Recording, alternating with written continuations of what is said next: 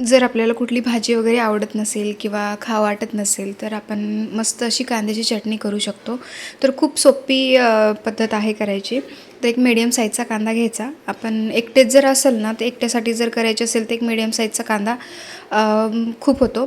तर आधी वरचं कवर वगैरे काढून घ्यायचं आणि स्वच्छ धुवून घ्यायचं. त्यानंतर बारीक बारीक कापून घ्यायचं आणि त्यानंतर मग त्याच्यात आपण शेंगदाण्याची कूट, भाजलेले शेंगदाण्याची कूट टाकायची आणि चवीनुसार आपल्याला म्हणजे हवं तेवढं तिखट चटणी टाकून घ्यायची, लाल चटणी. आणि त्यानंतर चवीनुसार मीठ टाकून घ्यायचं आणि नंतर तेल टाकायचं. तर मी डायरेक्ट तेलच टाकते, कडलेलं असो किंवा मग साधं आपलं रेग्युलर यूजमधलं.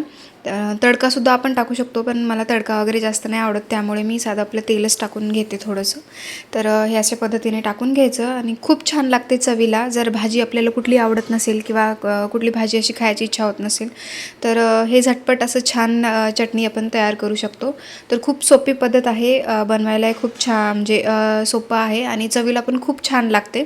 तर मला कुठली भाजी वगैरे नाही आवडत, तर म्हणजे खावा नाही वाटली ना, तर मी हे नेहमीच करते, कारण मला खूप आवडते ही चटणी आणि करायलाही खूप सोपी आहे.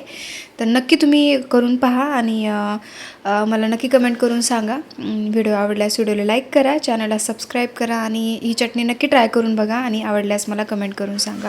व्हिडिओ पाहिल्याबद्दल थँक्यू.